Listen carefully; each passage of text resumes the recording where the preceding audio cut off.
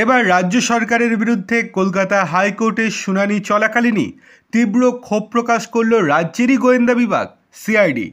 রাজ্যের তদন্তকারী সংস্থাকে নিয়োগ মামলায় তদন্তের অনুমতি দিচ্ছে না রাজ্য সরকার।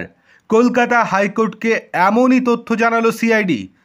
নিয়োগ মামলায় রাজ্য সরকারের এক আধিকারিকের বিরুদ্ধে তদন্ত করতে চেয়েছিল রাজ্য পুলিশের গোয়েন্দা সংস্থা সিআইডি, কিন্তু সেই ব্যাপারে রাজ্য সরকারের কাছে অনুমতি চেয়ে চিঠি দিলেও বারংবার সেই চিঠির কোনো জবাব আসেনি বলে হাইকোর্টকে জানিয়ে দিয়েছে তারা। সোমবার এই সংক্রান্ত একটি মামলার শুনানিতে তারা আদালতকে বলেছে তদন্ত গুরুত্বপূর্ণ জায়গায় পৌঁছে গিয়েছে, কিন্তু সরকারি অনুমতি না মেলায় তদন্তের প্রক্রিয়া মাঝপথে থমকে গিয়েছে। শুনে হাইকোর্ট রাজ্যের কাছে জানতে চেয়েছে অনুমতি না দেওয়ার কারণ কি।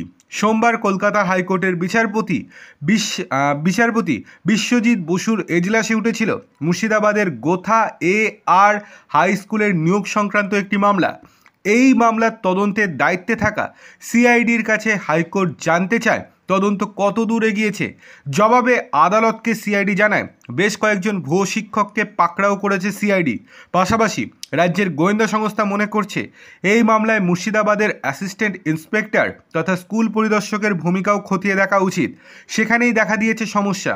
সিআইডি বলছে যেহেতু ওই পরিদর্শক একজন সরকারি আধিকারিক, তাই তার বিরুদ্ধে তদন্ত শুরু করার আগে নিয়ম মেনে সরকারের অনুমতি চেয়েছিলেন তারা, কিন্তু সিআইডির সেই চিঠির কোনো জবাবই আসেনি।